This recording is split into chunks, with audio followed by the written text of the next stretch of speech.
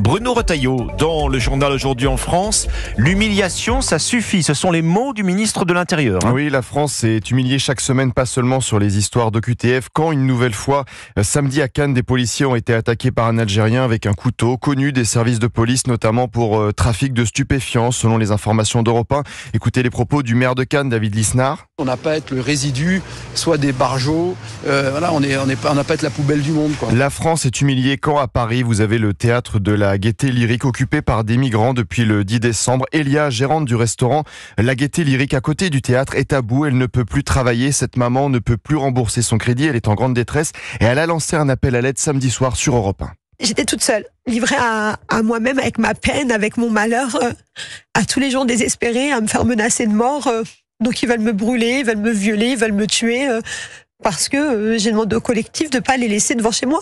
Je trouve ça pas normal que la mairie n'ait jamais répondu à mes appels, à mes courriers. La France est humiliée par ceux qui n'assument rien, comme sur l'affiche de la France insoumise, caricaturant Cyril Hanouna avec des relents antisémites. Et les filles accusent maintenant l'intelligence artificielle d'Elon Musk, le député insoumis Paul Vannier sur France 5. C'est visuel, il a été produit en recourant à l'intelligence artificielle, au logiciel Grok, celui d'Elon Musk. Et tout le week-end, la France insoumise a sorti les rames. Et quand on plonge dans le grand n'importe quoi, on perd ses nerfs, comme Jean-Luc Mélenchon hier sur France 3. L'affiche Cyril Hanouna, c'est une erreur ou pas? Mais écoutez, monsieur, pourquoi vous me posez cette question? De quel droit? De quel droit? Qui vous êtes? Parce que c'est vous. Vous m'accusez? Est-ce que vous m'accusez? Pas du tout. Alors, taisez-vous. Et ça n'est pas de l'antisémitisme. Pourquoi ça serait de l'antisémitisme? Ça suffit. Ça suffit maintenant. Quelle violence. La France est humiliée par ceux qui n'assument rien, comme l'ancien Premier ministre Gabriel Attal qui, je le rappelle, avait appelé à faire barrage au RN avec le vote pour la France insoumise aux législatives. Gabriel Attal, en Israël, a tenté de se justifier. Le risque, c'était quoi?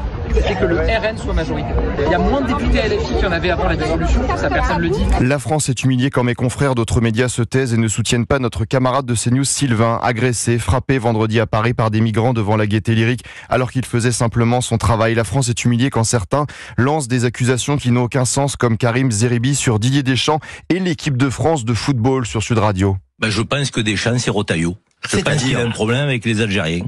Je pense qu'il a un problème avec les Franco-Algériens. Magnès Akliouche et Ryan Cherki, si tu les sélectionnes pas, c'est que tu as un problème avec ces garçons-là. Il y a des points communs. C'est leur origine. Mais dis-le nous, Didier Retailleau. Nos instances sont humiliées. Une première en Ligue 1. Le match de foot Angers-Monaco a été interrompu samedi pour permettre aux joueurs musulmans de rompre le jeûne du Ramadan, alors que la Fédération française de football s'y oppose. Principe de laïcité. Pas de réaction de la ministre des Sports qui défend le port du voile.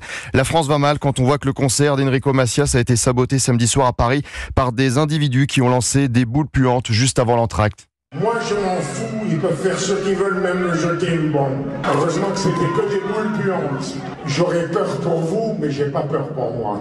Je garde toujours l'espoir que la barbarie, ça me nuise.